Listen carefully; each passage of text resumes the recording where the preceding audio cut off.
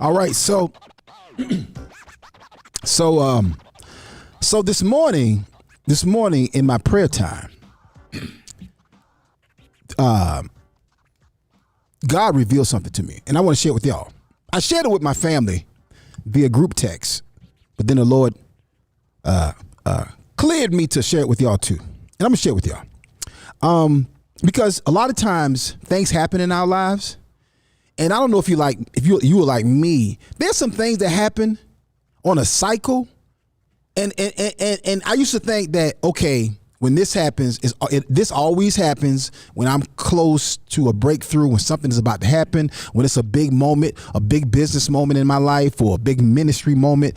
And you'll sometimes say things like, yeah, I know this is happening because this thing is going on, or when that starts happening, or when this person does that is an indication of something major that's about to happen. So you can almost spiritualize negative things and make them a part of God's process. That's actually not the case.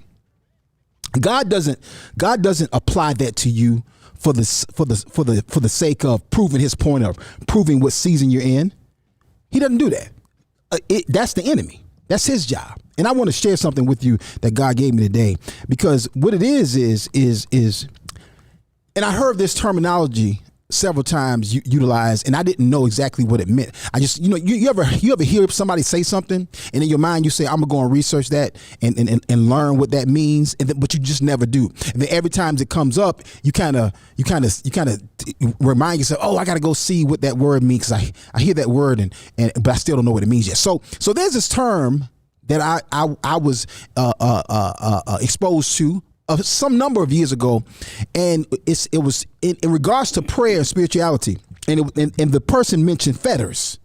They said fetters. They said they were talking about in the spirit realm, when the enemy is pursuing or demons, and they mentioned fetters. Follow me for a minute. I know somebody like, oh, here we go. No, just follow me for a minute.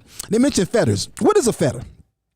A fetter is a shackle that's normally placed around the ankles, and it's attached to something else that's weighted down. So it may be attached to a wall. It may be attached to another person. It may be attached to a ball and chain. Remember, you ever seen the old cartoons? They would be attached to a ball and chain. They have a ball and chain around their leg. People would humorously say, or comically say, the ball and chain. My wife, the old ball and chain. And what it is something that's designed to weigh you down. This was a common use in slavery. They would fetter or attach a slave to another slave, or to a wall, or to the slave owner, or quote unquote master. They would attach a slave to him to hold them down. But they're spiritual fetters. Here's a definition: a chain or manacle used to restrain a prisoner, typically placed around the ankles. And see, all of us have fetters. We all have spiritual fetters in our lives. These fetters are designed to hold you down. They're designed to lock you in. One of your fetters may be fear, worry, doubt, low self-esteem, envy, addiction, lying, laziness, procrastination. That's me. Lust, used to be me. Selfishness. And I think we all may have a undercurrent of selfishness at times, even if it's not dominant. But this could be a fetter for you. It could be something that wears you down. There's only some examples of spiritual fetters. These are only some examples of spiritual fetters, but what they really are, they're distractions. They're distractions, and they're very strategic and deliberate. See, God doesn't give us fetters. That's the enemy. And if you ever notice with a fetter, if you have, and how it's built, again, oftentimes that you would see these fetters, even today, but even in previous times, you would see a fetter around someone's ankle attached to a wall. Here's the thing about a fetter. A fetter, when you try to move forward, it tightens up. It locks you up. So oftentimes our spiritual fetters are designed to keep us from moving forward. So it's a spiritual weapon that's utilized to keep you from going where God has designed for you to go. That's to prevent you from moving down the road, to prevent you from going to the next level. And the chain only tightens up when you try to move. If you're just sitting still, the fetter may be relaxed. It may be dormant. If you ever see people and you're a spiritual person and you're trying to get this done, and you're trying to do that, or you're trying to believe God for this, or you believe in God for your family, for your marriage, and it seems like other people who have issues, nothing is going on with them. And it makes you mad sometimes. You're like, I know everything worked for them, and I'm trying to do the right thing, and there's a lot of other factors in that. Sometimes you judging stuff. Sometimes you don't know what you're talking about, but sometimes it really is like you're like, why nothing ever happens to them? Oftentimes that the reason that is because they ain't doing nothing. They ain't going nowhere. So their issues can't hold them up. They can't they can't slow them down. But a fetter is designed that when you try to move forward, if you allow it to, it'll lock you up. So here's a question. What are your fetters? What are your spiritual fetters? What are your spiritual fetters that manifest in a natural holdup? So if procrastination is a weapon or a tool that's utilized and you don't deal with it and address it, it'll cause you to miss your opportunity. It'll cause you to not deliver. My brother Myron Golden, if you check him out on YouTube, great information, great insight. Great insight. But he had this quote the other day, and I want to make sure I get it right.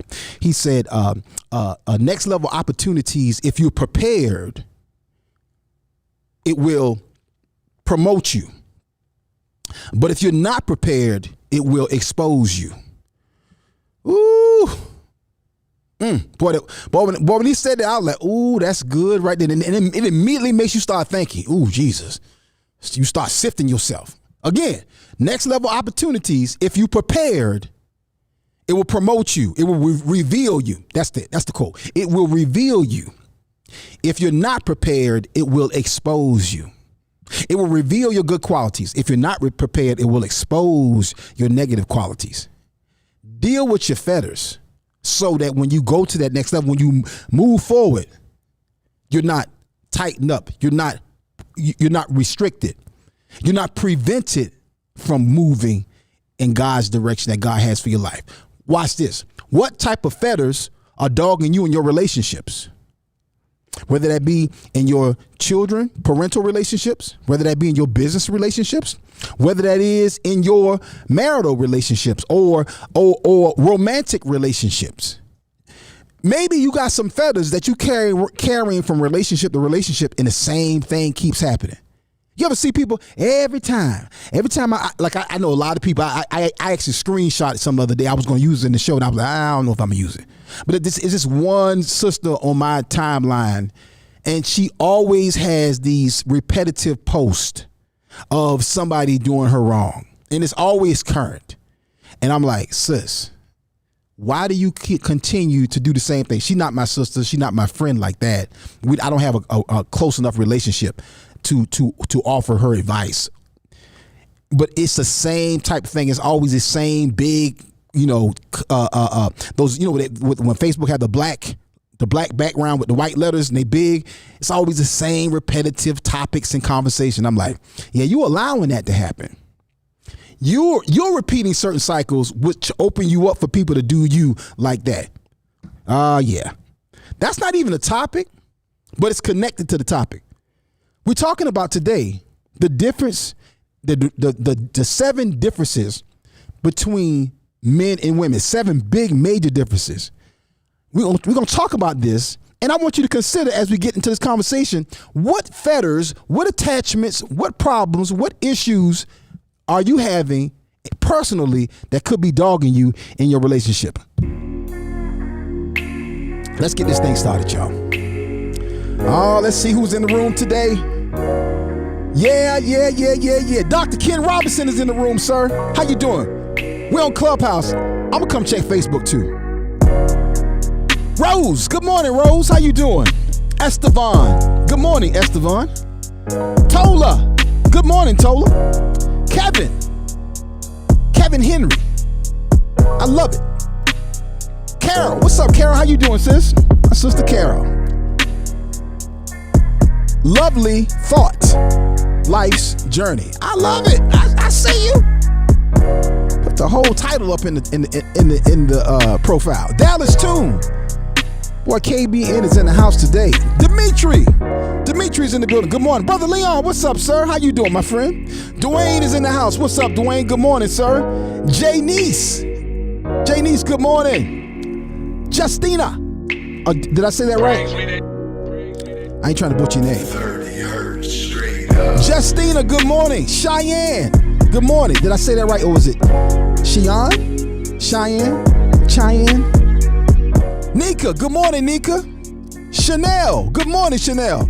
Folake is in the building. What's up, Folake? Paul just popped in the room. What's up, Paul? Good morning, Paul. Leslie Ashley, what's up, my sister? How you doing? Good morning. Sister Keisha Walker, Gold Standard Group is in the house. Good morning, my sister. How you doing? Celeste, what's up, Celeste? Good morning, sis. Celeste is funny, y'all. I didn't know how funny it was until I popped into the after the show one day. Lavinia, what's up, Lavinia? Good morning. How you doing? Real Donna J is in the house. Why is Donna down in the audience? Let me bring Donna up to the floor, to the stage.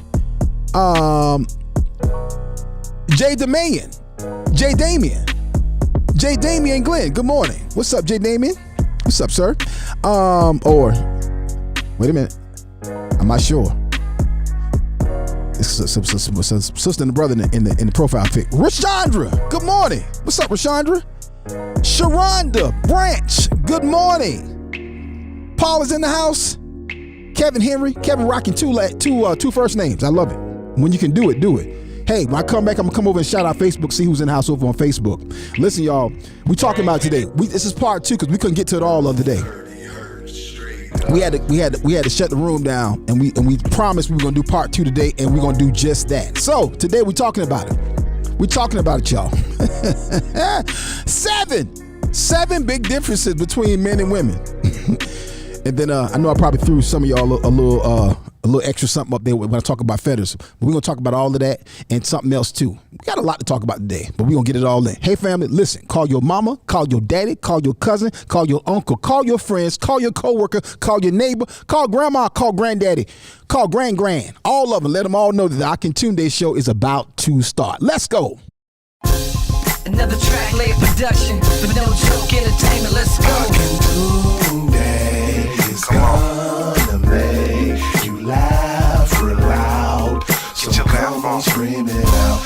Akintunde is gonna make you laugh real loud. Now, Akintunde. Daily I shall. It's the Akintunde Show. Say what? Say what? You heard what I said. That's right, y'all. The Akintunde Show. Spell it. Tunde. Looking for promotional products and apparel? Look no further than P&B Promotionals. Place your brand and logo on just about anything with P&B Promotionals. Over 800,000 products. Caps, travel mugs, drawstring bags, water bottles, stadium cups, umbrellas, tote bags, and t-shirts. P&B Promotionals is a nationally certified advertising company. Log on to pbpromotionals.com and start your order now. pbpromotionals.com. Imprinting the best for less. At my church, we help people get better by teaching them how the word works. And we want to make sure there is no excuse not to get the word. It's our goal to make all of our ministries accessible on every smartphone, tablet, PC, and television connected to the internet. So whether you're a man who needs some wisdom, a woman who needs some encouragement, or a couple who needs guidance, the My Church channel has just what you need. Simply search for the My Church channel on Roku, Fire Stick, or Apple TV, or visit mychurchchannel.org.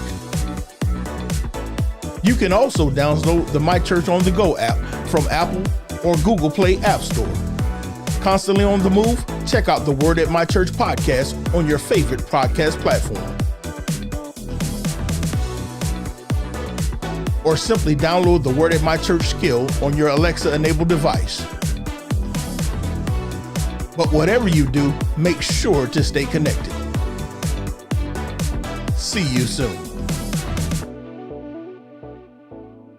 Stop walking in front of the prophet. Oh, yeah.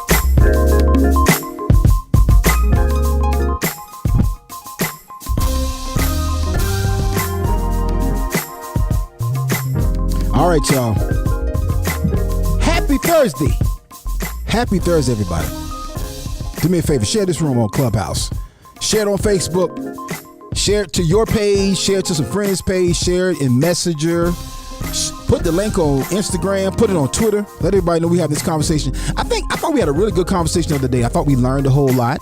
And I think it's good. This is good talk to have. This is good talk to have. This is good conversation to have. I think we learned a whole lot about each other, even in talking about it. Listen, Akintunde Show is brought to you by First Sundays. Every first Sunday is First Sunday. It's this month we got Bernard Hines, comedian Bernard Hines, straight out of Virginia. He is also the co-host of the Jamal Bass Morning Show, and he will be in the house along with my sister, the hilarious, the lovely Big O. Greenville, South Carolina's own. Big O will be in the house. Radio personality, comedian will be in the house. Get your tickets right now by logging on to firstsundayscomedy.com. That's firstsundayscomedy.com. And go ahead and get y'all tickets. Thank y'all to everyone who's been packing the house for First Sunday. Shout out to the Oxshow family who comes out and support. And shout out to just all of our First Sundays family. Because I realized the other day, when I say, how many of y'all listen to the Oxshow? And probably half of the room does not listen to the show. I was like, oh, and some of them like, I didn't know you had a show. I was like, well, we got to work that out. That's a problem. But just glad that they are in the house either way. I want to get into this topic. Let's get the crew in the building. Pastor Lewis Tucker is the co-founder of the My Church channel. She is the co-host and producer of the Akintunde Show. She hosts her own show called Elevate with Donna J. Pastor Lewis Tucker, Donna J. Good morning, family. How y'all doing? Good morning. Good morning. Good morning. Woo. Hey, what's up, y'all? I'm great. Awesome-tastic. Do me a favor. Yes, turn me down. Yeah. Turn me down. Wipe me down. I feel like I'm glowing. Like, woo. Okay. I'm about to be. Y'all know Donna light-skinned. She light-skinned. But I'm not bright-skinned. You're not. Is Donna wouldn't considered to be bright-skinned? She just bright-skinned or light-skinned? What is she? Pastor Tuck, is Donna bright-skinned or light-skinned? Which one is she? Unmute Pastor Tuck. Pastor Tuck is muted. Is it Pastor Tuck muted? Sometimes Pastor Tuck be muted. Let me see here. Is that me? It might be me. Oh, there it is. Hey, Pastor Tuck. Yeah, I'm not muted in Clubhouse. There we are. Okay, there it is. All right, there we go. The Keisha Wall is in the building. I said Donna's what they used to call back in the day red bone. I knew you was going to say that. I knew he was going to say that. Red bone. That's a childish Gambino song. Donna was one of them red bone girls. Back in the day, your brother told me, hey, he got him a red bone. Mm-hmm. You know how they used to say. My bones are not red. Hilarious. I don't know where that term came from. That'd be interesting to know where that term came from. Where does red bone? Any African American historians out there who knows if you're not an African American historian, you just know some stuff about culture. Right. Let us know where red bone is, where that term comes from. Man, you know that term has been around way longer than any of us been alive. It's been around longer than the dictionary. Exactly. Way longer than any of us been alive. Yeah. So we a couple of quick topics we want to get into before we get to the actual topic for the show. Fetters, what's your thoughts? Any thoughts about that? Any fetters that you have that you want to share? If not, that's fine. Yeah, go ahead. I think that you hit the one for me right on the head. Procrastination. Procrastination gets me every time because I always think I have more time than I actually have. Yeah, and that makes life difficult. And it just seems like I just do it over and over and over. And I'm like, a friend of mine used to always say, you procrastinate, you're a procrastinator. And I'm like, no, don't give me that term. I'm not a procrastinator. But then I had to look at it and I was like, I said, I'm not a procrastinator, but I do procrastinate. So, you know, so he was like, I'm not a procrastinator, but I do procrastinate. That's right. Look, I'm not a player. I just crush a lot. I'm not a procrastinator. I just wait a lot. That's right. I just wait a lot on things. That's hilarious. Yes, but that kills you. I agree with that little saying that you got from the gentleman Myron Golden, talking about the next level opportunities, because I can just say in my own life, I have missed so many opportunities because I procrastinated and I wasn't ready when the opportunity presented itself. So they always say, you know, stay ready, don't try to get ready. Yeah. You know, so I'm always trying to get ready. I'm sorry. I mean, you know, the Lord is working with me on that. You know, I'm not all the way there yet, but I'm working on it. What do you think? Because I know for me, my procrastination, like I used to think that my procrastination was just that I waited a lot. But Why? But it's not, for me, it's not waiting a lot. For me, I put too much on my plate.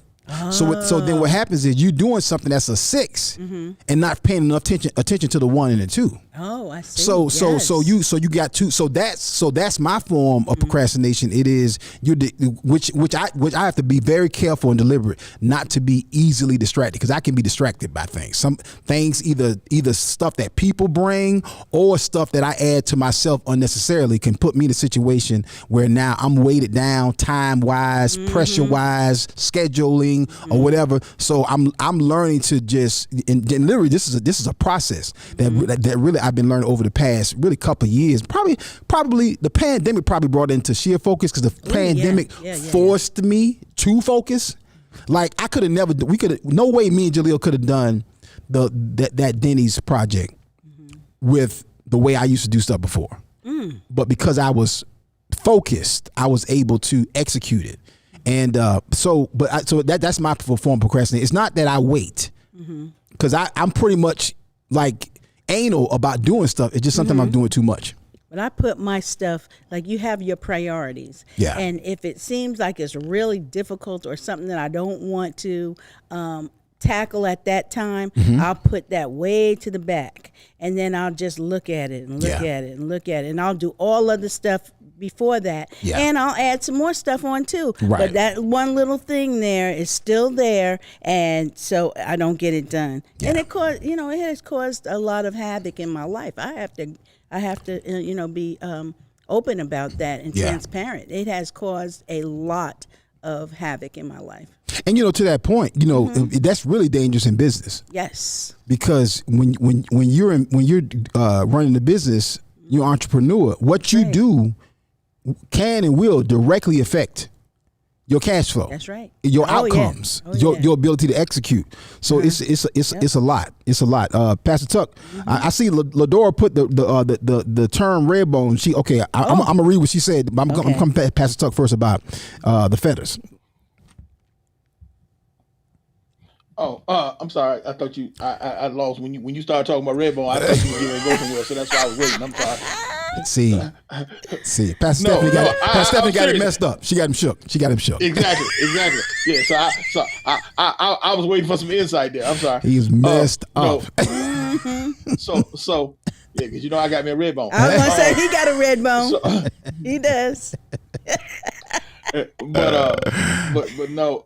The whole thing when you talking about the fetters, like I said, it's really nothing more than what the Bible talks about is strongholds. Yeah. And when people have always heard that term stronghold, they've always thought of it as the enemy having a stronghold over you, but that's not the case. If you've ever been in a car before, and on the passenger side of the car, in most cars, there's this little handle up in the ceiling, right on the passenger side, right above the door. Yeah.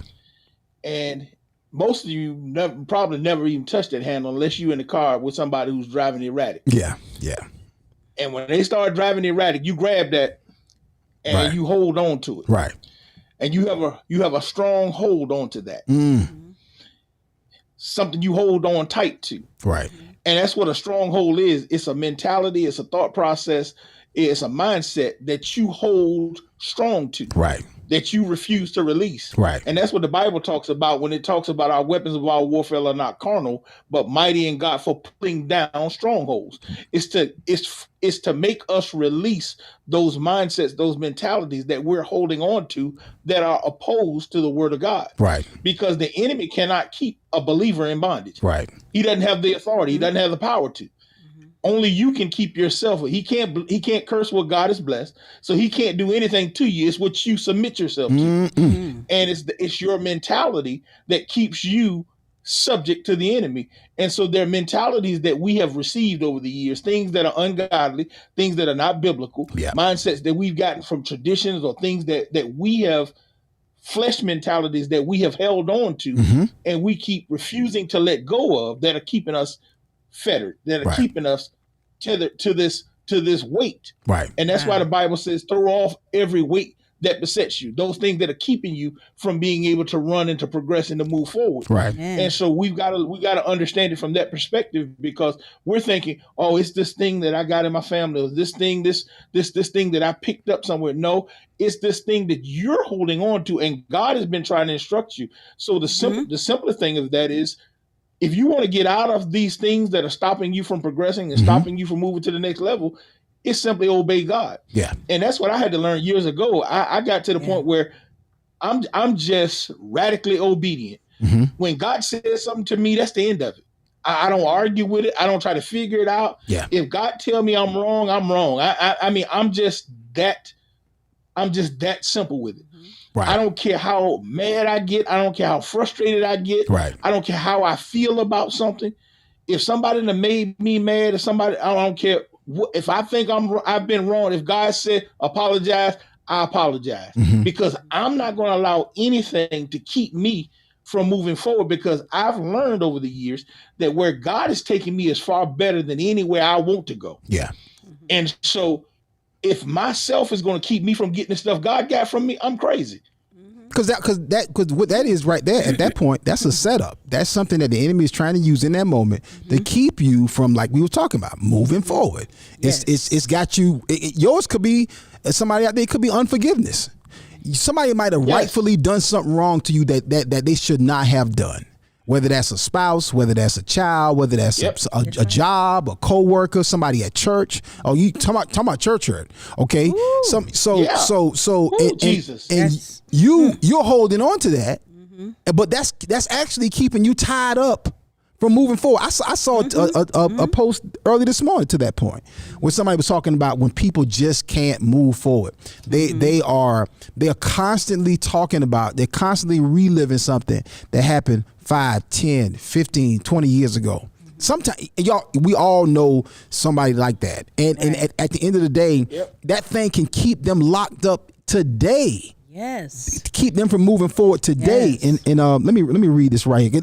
I'm in the concern. I promise we're about to switch, but I do want to, because I just wrote this down in the midst of praying. A fetter is a demonically fashioned shackle placed upon you and only you, designed to distract and prevent your forward motion. So it could be, like Donna and both of us have admitted to procrastination being an issue, right? Yes. But see, Donna's procrastination is different than mine. Everybody has something, because our life experiences are different. Whatever our makeup is different. I believe the strongholds are just as unique to you, or how they apply to you, or how they work within you as your fingerprints are. So and the thing of it is to recognize that and deal with that. So whatever God's process is for your deliverance of those strongholds, don't play around with it. Deal with it, because it's always distracting. Let me tell you one thing that helped me out. Somebody asked me one time, it was in Man to Man at church, when we have Man to Man quarterly, every other month. We have Man to Man. So somebody asked the group, they said, can anybody tell me how you overcame pornography? And so, not a lot of folks in the room was going to stand up. I was like, hey, bro. I said, by me and 3 other brothers too. I said, hey, bro, former porn addict right here. I said, let me tell you how I overcame pornography. I said, when I realized that Google, when I realized that Facebook, YouTube, all of those things were one idea. It was a thought. Somebody said, I wonder if I could, it was one idea. And when you're a creative person, you realize you're one idea from being a blessing to the world, to the kingdom, being a blessing to your family.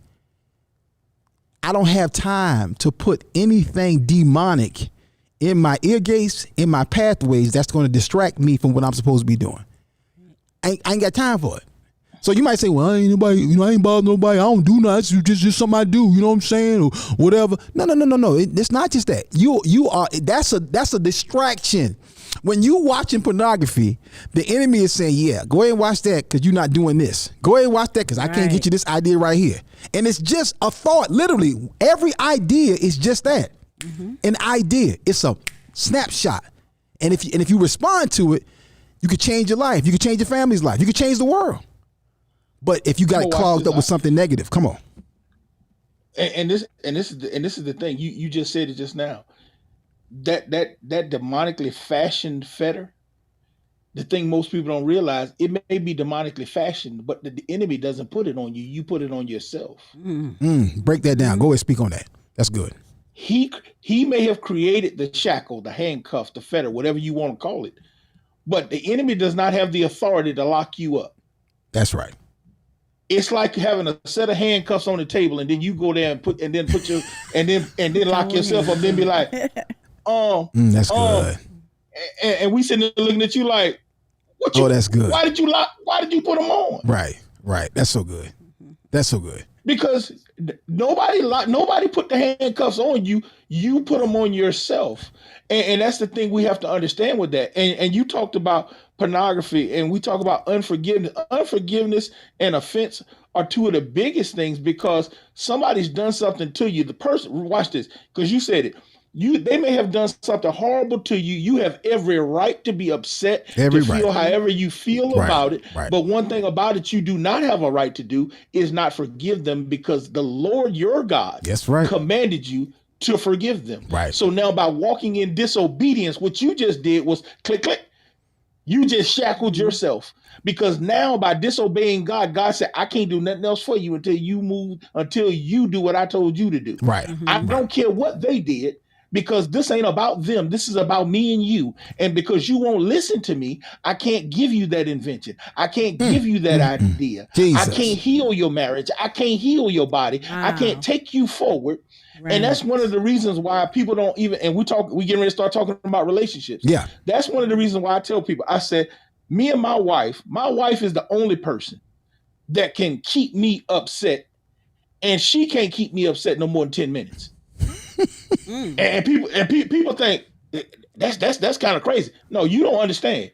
If me and my wife have a moment, she got 10 minutes to get her feelings in check, and we're gonna talk this thing out. I ain't sitting around in no house all day not talking to you because within 10 minutes, do you realize how quickly me and Akintunde were on the phone back in December?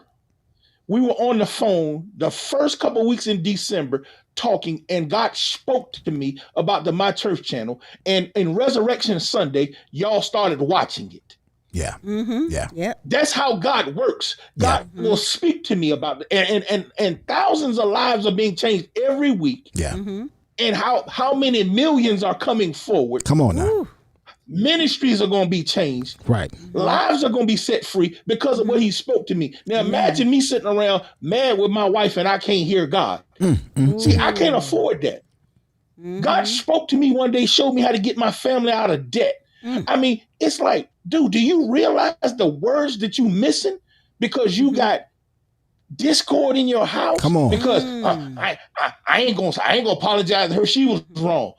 If God said apologize, why would you not? It's literally. Would you rather do what's right or be right? Ooh, Exactly. It's literally that whole piece right there. That unforgiveness. That whole piece, and that's a great segue into relationships. And I'll tell you why. Because literally, the word says plainly, how can two walk together unless they agree? So if you and your spouse need to do whatever, parenting, life, business, or just relationship, dwell together, right? Literally, I believe that when you're not on the same page, particularly not, and I'm not talking about a difference of opinion. That's not what I'm talking about. I'm talking about when you're not on the same page, when you're literally are in opposition. You're locked up. I believe that God could be bringing you. He could be bringing to you the blessing, that opportunity. Whether whether you want to have a child, or whether you want a house, or whether you want a blessing in your business, whether you got a healing. I believe that when you are walking in unforgiveness, it's just like the military, or just like in production. Everybody knows this mean right here. Stop. Yep. That right there, that is the official sign for stop. If you in the military and you moving fast and that person up top says it's right here, that means halt. Don't ask questions. You stop, because you could be about to step on a landmine. And I believe that God operates the same way. It's like angels are bringing it to you. You moving on down the road. He said, "Oh nope, hold up." They locked up. They're walking in unforgiveness. And at the end of the day, you make that decision. I love what you said earlier. You said we go and literally go and pick up the doggone handcuffs. I was thinking about that. How many times I got rid of my pornography. I would throw it out. I never forget one time. This is why I knew I was sick. I went and put the tape in and this is how long this was. I went and put the VHS tape in the trash can. And then several hours later, I'm like, man, let me go get my tape. And went out there and took the trash out and dug around and found the doggone the VHS tape in the bottom of the trash can. I'm like, dude, you ought to be ashamed of yourself. Red Bones. Let me read the Ladora said the red bone term is a colloquial expression originated in the African American culture. It refers to a woman who is light brown or reddish brown complexion. The origin isn't as clear, but it originated down south in the U.S. I remember one time a dude, I can't remember who it was, he referred to himself as a red bone. I said, nope, stop, halt. Sir, we don't do that. We don't. Men do not call themselves red bone. I don't care how light you are. You ain't no red bone, sir. No, sir. No, sir. No. But I wanted to jump in and say something. You one of them red N-words. Oh. Copper. But you guys were talking about forgiving other people. But one of the things that is so detrimental in people's lives is when they don't forgive themselves. They carry that. Absolutely. Because there's nobody else in the household with you, or there's nobody else in your body. It's just you. You're fighting against yourself. Wow. And that spirit of unforgiveness of yourself can destroy you. It'll weigh you right on down. Yes. That's so real, Don. Yes. That's real right there. Yeah. Identity is the key to everything. And if you don't believe you are who God said you are, then you can't get anything. Nothing. When you go to the bank to cash a check, when you go, they ask for your ID. Right. And so if God said that you're fearfully and wonderfully made, if God said you're the righteousness of God, if God said you're the head and not the tail, but you're constantly telling yourself how worthless you are, then how are you going to go and cash any check that God got for you? Because God said, hey, you saying, oh, this Donna, this old pitiful thing. God said, well, that's not who I got. I got a package here, but that's not who it's for. Exactly. The package I got is for my daughter. I don't know who you talking about. Well, we got to mention some sponsors. We're gonna go to a break. When we come back, I'm gonna mention some sponsors. That segment from Pastor Tuck and Donna is brought to you by Mutual Life. Because you could die tomorrow. No, that's not our sponsor. Just like buckwheat. Buckwheat. Mr. Wheat. Mr. Wheat. Yeah. I know y'all wonder, what are they talking about? And we'll tell you when we come back. Hey, fam, stay right there. Don't y'all move. This is the Akintunde Show.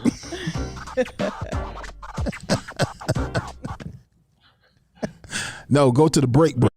Looking for promotional products and apparel? Look no further than P&B Promotionals. Place your brand and logo on just about anything with P&B Promotionals. Over 800,000 products, caps, travel mugs, drawstring bags, water bottles, stadium cups, umbrellas, tote bags, and t-shirts. P&B Promotionals is a nationally certified advertising company. Log on to pbpromotionals.com and start your order now. pbpromotionals.com. Imprinting the best for less. At my church, we help people get better by teaching them how the word works. And we want to make sure there is no excuse not to get the word. It's our goal to make all of our ministries accessible on every smartphone, tablet, PC, and television connected to the internet. So whether you're a man who needs some wisdom, a woman who needs some encouragement, or a couple who needs guidance, the My Church channel has just what you need. Simply search for the My Church channel on Roku, Fire Stick, or Apple TV, or visit mychurchchannel.org. You can also download the My Church on the Go app from Apple or Google Play App Store. Constantly on the move? Check out the Word at My Church podcast on your favorite podcast platform. Or simply download the Word at My Church skill on your Alexa-enabled device. But whatever you do, make sure to stay connected. See you soon. Stop walking in front of the prophet. Oh, yeah.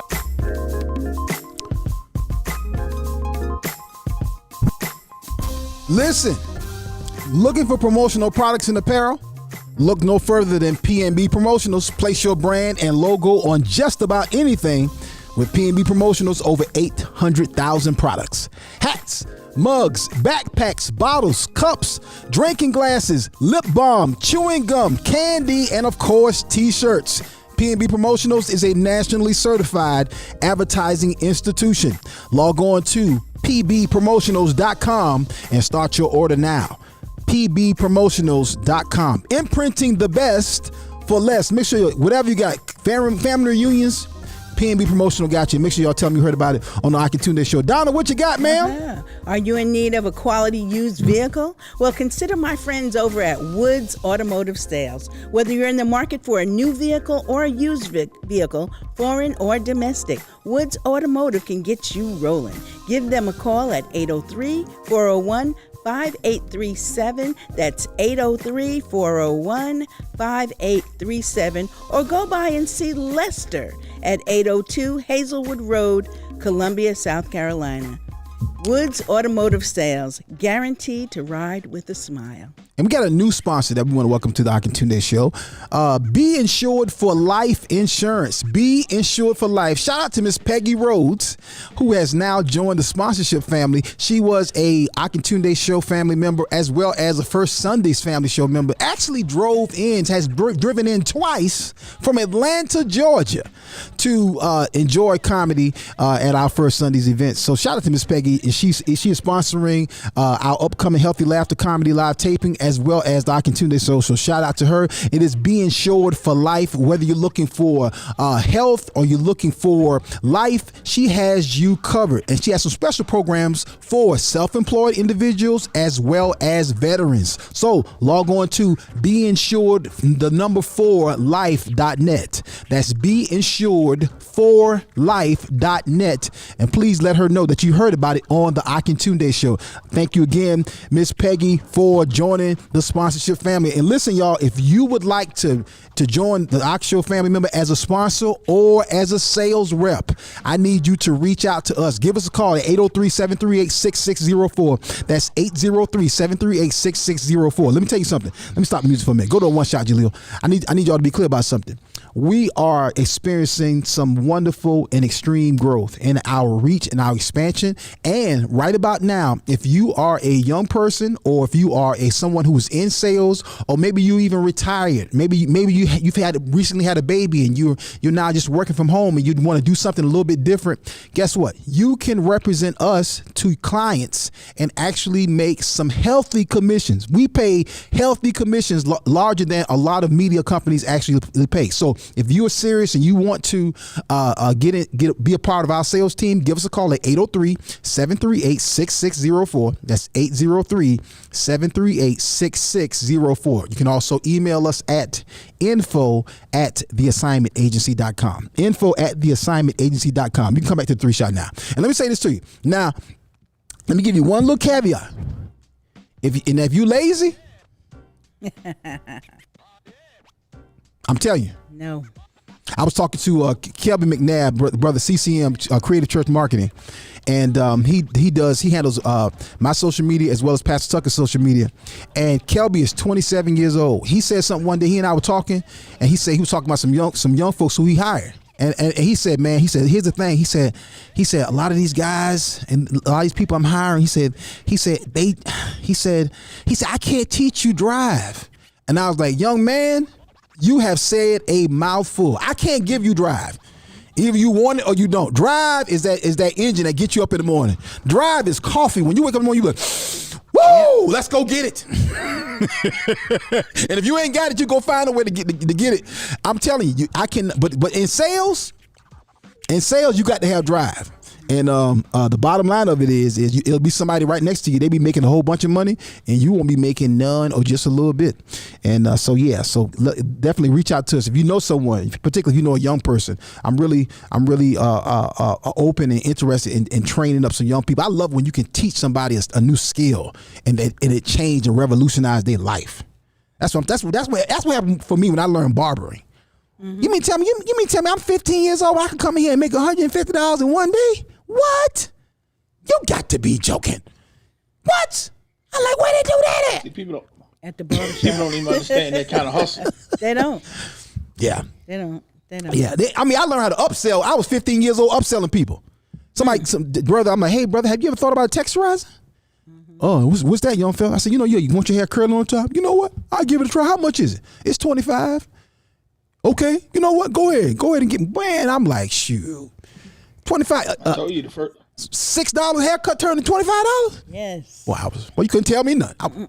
I told you the first time I was in Columbia, South Carolina, I was out at Columbiana Mall hustling pictures. And like pictures. Out there in Grand Studios, out there hustling pictures. Oh. How many? Anybody in Columbia? Pastor Tuck took y'all pictures in the took y'all picture at kiosk in the middle of the mall and sold your $85 package. It was supposed to be $19. Shoot.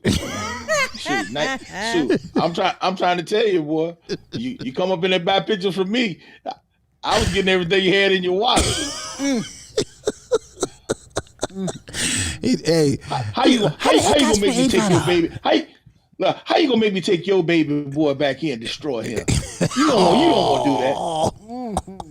Look at that. That's terrible. Look how cute he is. That's terrible.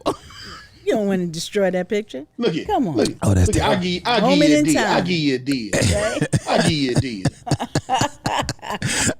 Pastor Tuck done upsold you. You talking about hustle, boy. Now you done brought the portrait.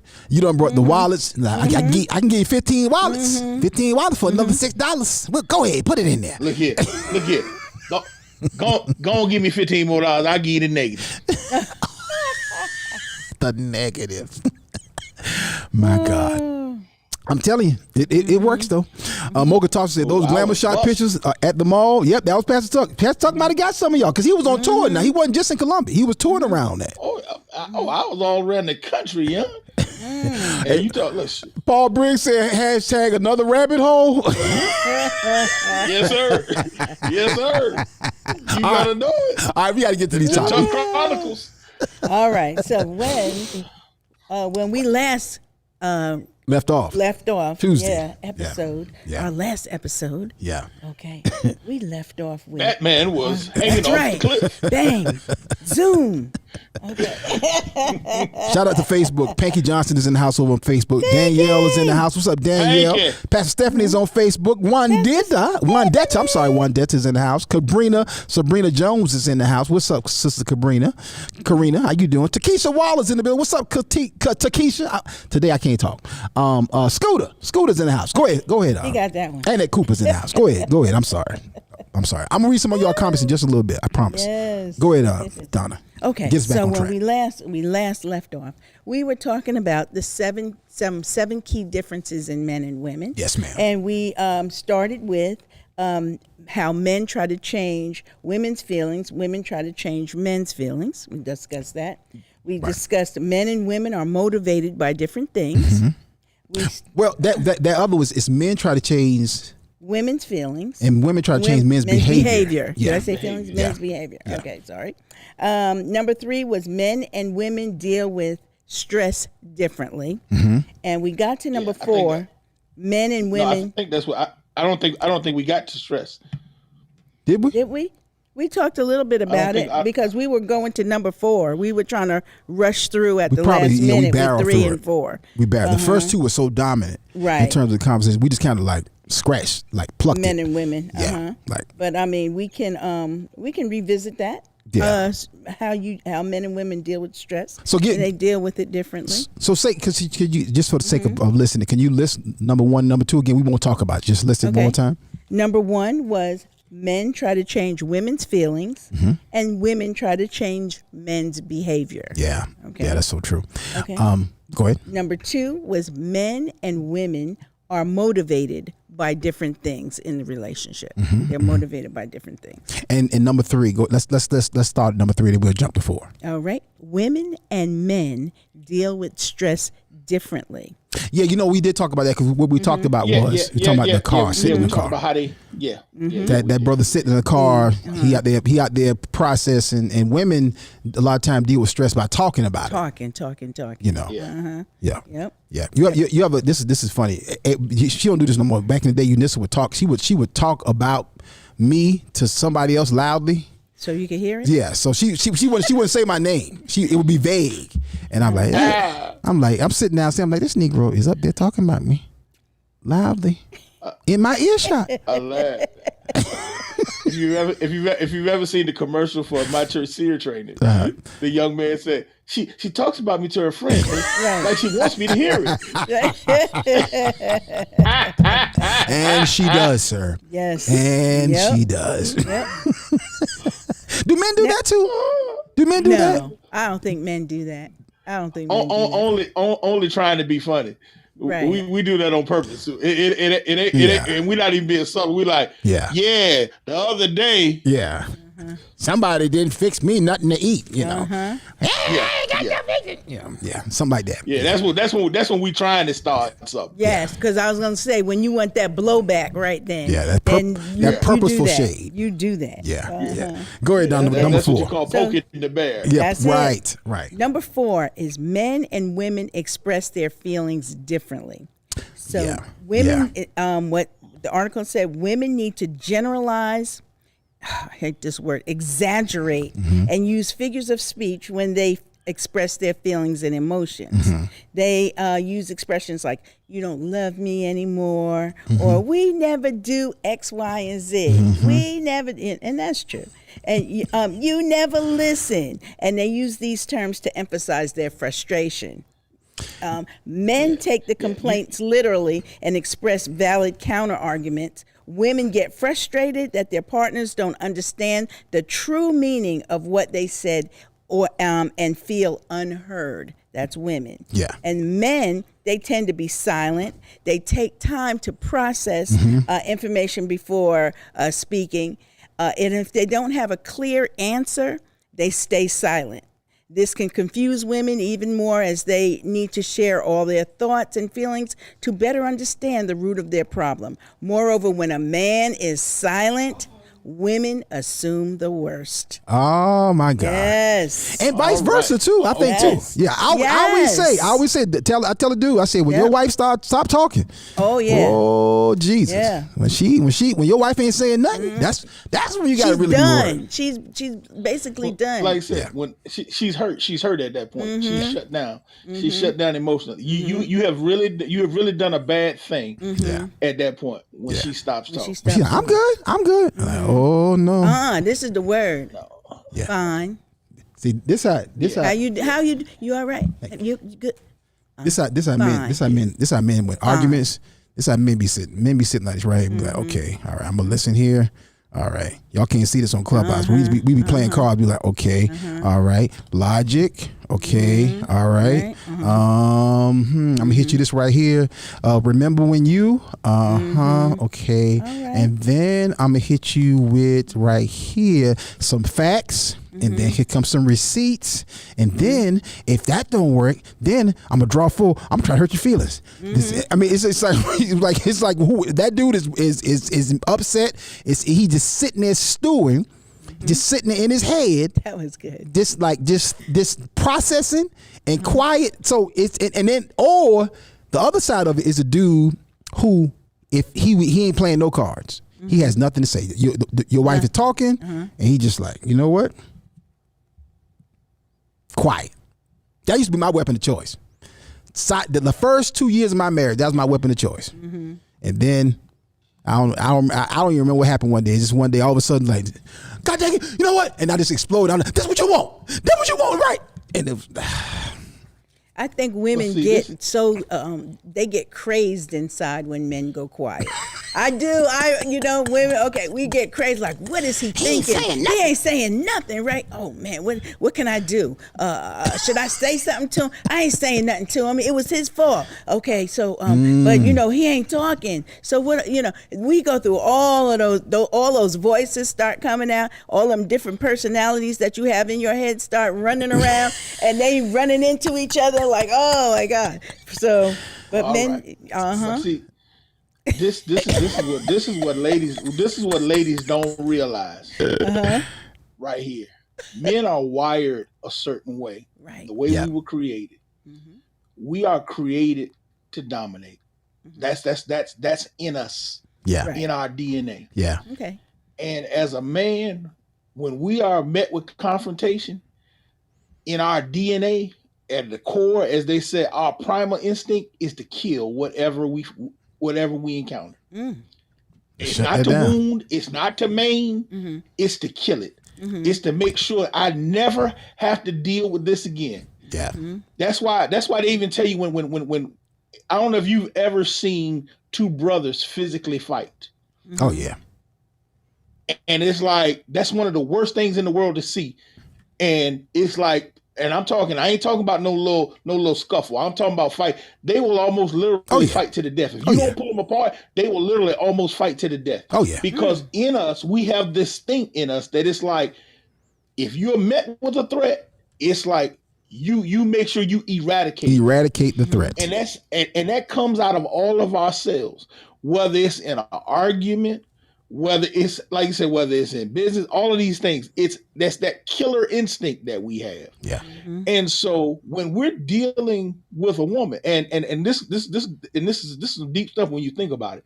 If you look at all of the issues that a lot of women have as far as self-esteem issues, all this stuff, you can take it all back to something somebody said to them, how they treated them. How they responded. What they told them that they weren't. Yeah, how they responded to them. What they told them that they weren't worth. Somebody literally, deliberately, or unintentionally, at some point, said something to break their self-esteem. And so, if you've got a man that actually cares about you, he's trying to be conscious about his words because he realizes the power that he holds. Yeah. And so you all are like, I need you to talk. I need you to talk. He's like, I'm trying to be careful here. Yeah. Because like I said, as y'all can see, those who can see the screen, y'all see the power. You see the size of these mitts. I realize I can break stuff real easy. And so I have to be real careful how I handle stuff. Yeah, you can't respond like you want. I mean, literally, I can put a tire on a car that you can't get off with an air jacket. Literally. You're like, who tightened these lugs? Who did this? Exactly. Who did this? I can strip a screw easily. I have to literally be careful and control the power that I have because I recognize I had to learn that because I had to learn the force that I had within me. And I had to learn the same thing with my voice, my emotions, my temper, all of that. Because if a dude come at me, I'm gonna give him everything I got. Right. And I'm going to intentionally try to annihilate him. I'm going to try to break him down to the point that he never steps to anybody else. Yeah. I'm going to try to emasculate him to the point that he feel like a woman when he walk away from me. So if I did that to a woman, can you imagine what that would do to her? To your wife? And so that is, exactly. I mean, So now I'm in a relationship with her, and now she has done something to make me upset, to make me angry. So now I'm sitting there trying to process all of that, because the Bible even says a fool gives full vent to his rage. Come on. Come on. Yes. Proverbs. And so that's why I said ladies have to understand what they're asking for. When they're like, I need him to talk to me. No, you need to give him time to process. And to that point, give him time to work through. Okay. To your point on that, Go ahead, sir. I want to say, because I want to jump in and add something here. A lot of times when a man is, because we think with that killer instinct and we think logically, sometimes there's stuff that pops in your head and the Holy Spirit will say to you, I don't care if it is partially true. You bet not say that. Don't you ever say that. You, do you understand me? Like, don't you ever say that. Say that. And it's like, and watch. This is the thing. An unregenerate man. Watch this. While you saw how Ak was doing the playing cards. The whole time we're sitting there, we are actually selecting the kill shots. Yeah. The whole time we're sitting there, we're going right. I could say this right. I could say this right here, and I could destroy her self-esteem. Right, and it would. I could right here. I could sit and I could shut her down for the next 6 months. Right. I ain't ever got to worry about her saying that to me again. Right. We are calculated that way, and so part of that, sometimes he's sitting there trying to figure out which weapon he gonna use, but a mature man is trying to figure out how not to use the restraint. Not to use those things, because you don't want to wound your wife. Naturally finds them, right? Because you don't want to wound your wife. You know, if you say that, like there's thoughts you can think of. There's things I thought of, and I said, dude, if you say that, it would take y'all 5 years to recover from that. Wow. Exactly. It would if ever, if you said that right there, and it's like see, you can't weaponize your wit. You can't weaponize your thoughts. You have to think like, how is this? That's why I tell sometimes too. Sometimes ladies y'all be playing or saying stuff. You like a woman can say stuff to her husband that you can never say to your wife. You can never, and at least you shouldn't. At least you shouldn't. Even if it is true, you do not say that ever. And that's why women need to be real mindful of the stuff they say to them, because you keep pushing a man to a certain point. He's not going to keep using that restraint. Yeah. Eventually, you keep pushing a man in the corner. Eventually, he coming out of there. And when he come out of there, he going to use something, and you're going to be like, I can't believe you said that to me. Yeah. I can't believe you did that. And at that point, and it's like, she don't know. She don't remember what she said. She can't. She's not processing what she said. She don't realize you brought that on yourself. Yeah. You kept on going until he finally did that, because you said, I wanted a reaction. You didn't know that's the one you were asking for. Yeah. Yeah. And so that's why we tell people, you have to understand the differences and appreciate those differences. Yeah. Because if you don't, you're going to get something that you're not looking for. I'm coming to some of the comments. Y'all dropping some bombs in the comments, and I know we've been talking for a few minutes, and that's my fault. But I want to make sure we get some of these comments in. Janice Johnson said, "I think we all have weaponized thoughts in relationships, at work, in church." You're right. You're right. Yeah. I'm sure it's stuff that Unissa could have said to me she didn't say. I know for a fact she didn't say it. You have been looking at your wife or your husband, family, and then you're thinking something, you said something, and then they got a look on their face, and they like, nah. They ain't even saying nothing, but you know, and they know. You like, I ain't gonna say it though. It's you both got something, so yeah, that's both ways. Leslie Ashley said, "I will say you guys have made me realize some things I say." Wow, praise God. She said some women too. I know. I'm moving up. This is not in chronological order. She said some women too. I know. I could destroy people. I say I'm specially trained to do this. Yep, that is true. That is true because we have funny. some It's funny women that have both a my sharp daughters are that way. tongue. They have a sharp tongue, and they will say what's on their mind because they know that it gets under your skin. Yeah. And they know that this is created and designed to tear you down as a man. So just we were talking about before last week about saying that you don't trust a man, or you have it, you don't have it, or whatever. Let me get it, And I know we were talking about you. Pastor Tuck was saying, go in the closet if you don't trust him or believe in him. Go in the closet and cry, do whatever, say whatever. But when you come out, you can't come out with that. Same idea and same thought that and the same words saying, I don't trust you, you ain't this, you ain't that. Yeah. That tears a man down. So women have those weapons too. Well, let me ask you this, Donna, and then to Sure. the ladies. When a woman has a really sharp tongue, is there ever a point where she doesn't realize it, or is she aware of it and just chooses to do so? Because I know people who have a really sharp tongue, and that has now become their reputation. They're known for saying some wild stuff, and so does she know that? I think she does. Let's ask and say, "Oh, you know." Let's ask and say, "Oh, you know." I think she knows. So when someone does that, and men do it too. Don't get me wrong, but specifically, I'm asking ladies, Right. when she does that. How conscious is that, or is that a trigger that pops out and she allows it to, or just comes out? Because I always wonder. I'm like when people, because like I've seen people say some stuff, and I'm like, you want to stop and say, hey, do you know what you just said to her? And sometimes it ain't my place to say it because it's somebody saying something to somebody in their family. Sometimes they say stuff in passing. I'm like, yo, don't say that to people, particularly children, or to particularly the women, even boys. Don't say stuff like that, because that stuff sits. And I wonder, do they know that when they say stuff like that? I think sometimes they do, and sometimes they don't. They don't realize how sharp their tongue is, and how your tongue. They used to say, "What did they? Sticks and stones may hurt your bones, but names will never hurt me." Yeah. Well, that. I feel like that's in that same vein, Oh, because yeah. that's a lie. It is a lie, because names do hurt. Yeah. Names do hurt, and how people perceive you sometimes does hurt. And you want to make sure that to me, I feel like you want to make sure you're presenting yourself in your best light. And when somebody is saying something negative about you or trying to tear you down, that diminishes you.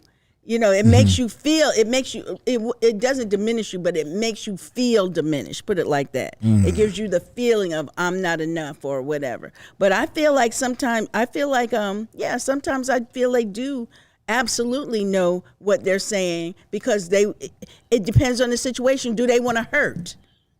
Do they want to hurt? Sometimes they're just bringing up a realization, like I hear people sometimes, tell their kids just in playing, oh, you so dumb, or whatever. And that kid takes that and thinking, I'm so dumb, because they haven't had the experience to know that maybe this person is just kidding with them a lot or whatever. Yeah. But the person has to know, or should know, you can't say that to a kid all the time. They're so dumb. They're going to take that and run with it. Yeah, they're going to internalize that. Yeah. But yes, I think sometimes the sharp-tongued woman is like, especially she has a reputation for it. If she has a reputation for it, you know what you're going to get if you approach her. You know what you're going to get. Right. Because she's going to tell you, boom, boom, boom. She ain't going to cut it straight with no chaser. But, but sometimes you don't realize what you're saying to people. That just hurts pops them. out. Yeah. What comes up, comes out. I'm coming to your comments in just a minute. Go ahead, Pastor Stuck. This is something that we teach couples all the time, and this is something I think is very important in this instance. One thing that I've found is this: when a guy does something to hurt a lady, her reaction is normally this: he hurt me, so I want him to know how this feels. And so her response is to attack him because I want him to hurt the same way I hurt. And the problem is, men, when we are attacked, our natural defense is to, once again, to eradicate whatever is attacking. So we come out fighting. So we defend ourselves when we're attacked. So now all you have is chaos taking place. Yeah.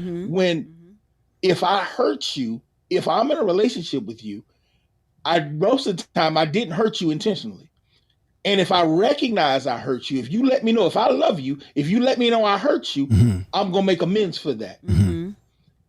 But the problem, and that's really what she wants. She wants amends, but she thinks the pathway to that is to let him know how I felt. And so her method is to attack him to make him feel the same. But this is the problem with that. If I got on a set of steel toe boots and I step on Donna's toe with some pumps on, then she's like, I didn't even realize Donna's toe was there. Yeah. I couldn't tell the difference between her toe and a piece of paper on the floor with these steel toe boots on. Yeah. And so now she goes and try to stomp on my foot. It's not even going to affect me. It's just going to piss me off because now she done stomped on my foot. Right. So now we're in combat with one another. And that's why we see this conflict continue to take place in people's relationships when all she had to do was say, you stepped on my foot. And I'm like, oh, I'm sorry. I didn't mean to step on your foot. And that's really what she wanted. But that's why things escalate, because instead of her communicating to me that you hurt me and allowing me to make amends for that and allowing me to apologize for that, she goes and tries to hurt me. And now we're fighting. And now we're battling. And now it's a battle of escalation. And so many times, because of, like I said, the viciousness of a man, women usually walk out of this thing hurt and damaged. You said women do, or men? You said men do. Say that again. The last part. Women do, because they're more emotional and men are more vicious. Most of the time, women walk away from this thing emotionally scarred and emotionally damaged. Yeah, because like you said, it usually, once it gets to a certain point, we're going to start saying stuff. Like you said, all the gloves are off because she keeps coming at me. She's going to try to say the most hurtful things she can to try to get there. And so eventually it's going to be like, oh, I'm going to say something now that's going to really scar you. And then after a while, it's like, I can't believe you said that to me. You know, and men, when men don't know how to say, we don't know how to say you hurt me with that. Like it's like if and we were literally just talking about this other night on Marriage, Faith, and Family about men and how we express our emotions. Yes. And so a brother oftentimes don't know how to say, you know what you just said right there, that was real jacked up. And why you said it, we don't know how to break down what the reasoning was or how that made me feel. It's just like yeah, whatever. In his mind, he like, why the heck she say that?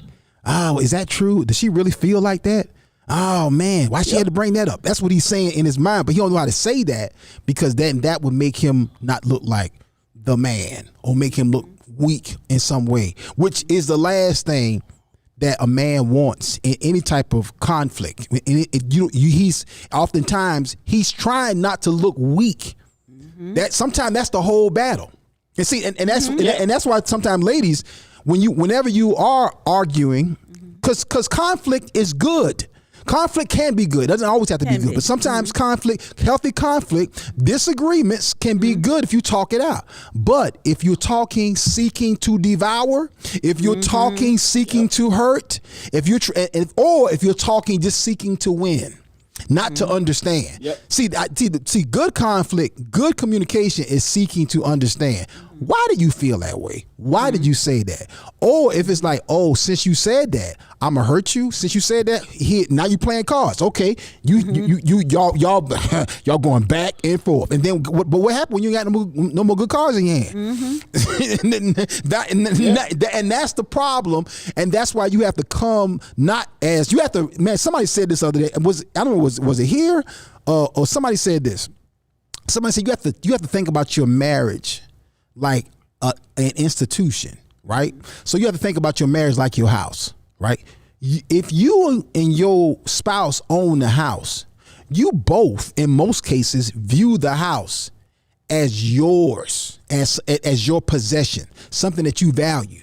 So oftentimes, even though you may both do different things in the house, you both value the house as a property, right? And so you're not gonna do nothing. I don't care how mad y'all are. If something happen, if something going with the air conditioner or the ceiling or the house on fire, that's y'all house. Y'all are equally vested, emotionally upset in the issue with that particular that house.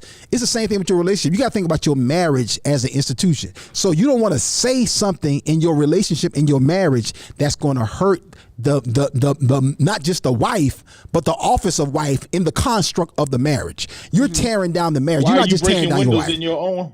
Why are you breaking windows in your own house? My God. And this is going to go. You see Papa Earl's comment? Which one? The butterfly one? Yeah. Women are like butterflies. Men are like buffaloes. A pebble on the wings of a butterfly will devastate it. A pebble on the back of a buffalo will have no effect on him. He don't even feel it. He don't even know it's there. It's like, oh, man, I ain't knew that was even back there. Yep. And so this all transitions to number 5. So we can get number 5 said men and women argue for different reasons. So arguments can damage your relationships and they can make the love fail. That's fade and fail. And so it is saying on unspoken words build up and create frustrations and negative feelings towards your partner. They could. And it's important to discuss your differences and express your feelings. Men argue when they feel criticized, rejected, and unaccepted. You know, and criticized, rejected, and unaccepted. Yep. Women argue when they feel ignored, judged, and neglected. Ignored, judged, and neglected. And Interesting. Okay. Yep. Okay. They argue for different reasons, and that's what we were just talking about. You know. So dig in on that, in like even in the comments, y'all. Let's dig in. Let me read a couple comments real quick because y'all dropping so much good stuff out here. Mocha said, she said, my mom used to tell me, give them enough rope, they'll hang themselves. She didn't have a sharp tongue. She would just use your own words against you. Yeah. That's and see your mom was calculated. See your mom was that woman who would sit there and be quiet and let you keep on talking. And it's like, God dog. She oh, that's how you feel? Okay, thank you. I didn't know that, but now I do. Kimberly says she's aware. She's talking about Papa Earl says she's aware and she knows what she is doing. Oh no, she's answering my question about what women know. Sharp tongue. Yeah, she's aware and she knows what she is doing and saying. So you think I guess there's some people I know, or some people or situations I've observed, and I'm like, do you really know? Because I've seen people say stuff to kids. Yeah. I'm like, what the heck? They know. Yep. Because if you ask them, they'll tell you that's just how I am. Yes. But no, full credit for it. No, but that's not. I'm not talking that part. I'm talking about. Do they know that this thing that you said to this child at 14 is going to trail her for the next 17 years until she gets delivered at the altar? So she's going to be 32 before she finally gets deliverance for something that you said, ma'am, at 14 years old, and that's going to affect her relationships, her jobs, because you said something about her weight, or you call her dark or black with your little black ugly self. Yep. That girl took that into her life. What you got to realize, what she's doing is repeating the cycle because she's broken, and so she's handing that brokenness over. But does she know that? She know that brokenness is going to trail that child like that? I don't think so. She still got it. She still got it. And she know where she got it from. She know her mama or her daddy or whoever talked to her that way. And she knows the issues that she had. She's aware of them. She even knows where they come from, but she has not chose to be delivered from them. See, I don't think a lot of people. I don't think there's anybody out there that's like, well, I got low self-esteem and my mom and them used to cuss me out all the time and I don't know where this came from. No, you know where this came from. But the fact of the matter, you have not done the work to change it, and now you're repeating that cycle. You're not oblivious to that. I think I don't. That's called dysfunction. I think, Pastor Tuck, I think you're giving people too much credit. I think people don't recognize sometimes that okay, so why do I keep I'm choosing these type guys? Okay, so I don't think I'm pretty. when people always tell me I'm pretty, but I don't think I'm pretty because my grandma used to call me black all summer when I would go down to Georgia for the summertime. Yep. So she would always call me black, and then nobody didn't really tell me I was pretty till I was in 10th grade. So that's why I gravitate to all the guys who just tell me I'm pretty, and then I give it up to them. And then, but they just tell me that just so they can get it. But the real, so does her grandma really know that by you saying that, calling this girl with your black self several times over 3 months while she was down there staying with you, gave her a complex that's now causing her problems in her marriage and her relationships, that causes her to have children out of wedlock, or that causes her to be in abusive relationships 20 years later? I don't think her grandma knew that. No, because your grandmother might have been, that to me that's a culture. Like the grandmother heard that someplace or saw that, and for her to make that comment about her granddaughter, the grandmother could have been light skinned, the daughter was dark skinned. All they heard was, light skin, and light is next to white, which is right, like that. Right. And so when she looks at her dark skinned granddaughter who did something, oh, you black so and so and so and so, and then that child is going to take that wherever she goes. It's just not in a relationship. Anywhere she goes, that is with her. She carries that anywhere. She got a chip on her shoulder. Until she does the work, like Pastor Tucker said, until she does the work for herself to find out, why she's feeling this way. Because she might have, I won't say she forgot, but it might be in the back of her memory. And that her grandmother used to call her that when she was 5 or 6 or 7 years old. Right. And now here she is 21, and she might feel a little bit better about herself, but I'm not enough. I'm not enough. Right. I'm not enough, but I don't know why I'm not enough. Because your grandmother been telling you when you were 4, 5, and 6 that you black and you ugly and you not enough. Right. Right. So now she has to do that work to dig that out and find out what's if she what's ever up. digs it out, if she ever realizes it. She's gonna have to do it in order to be let that stronghold go. Yeah. She's gonna have to do that work. Yeah. Just about every conversation I've ever had with somebody who's in that has those type of behaviors, if you ask them that question, they can go back and tell you.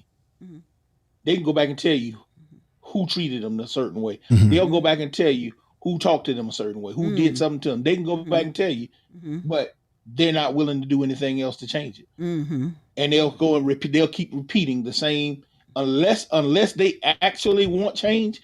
They will continue that behavior. Yeah. They can tell you where it came from. Yeah, because it's not like you said. It's not like it's a repressed memory.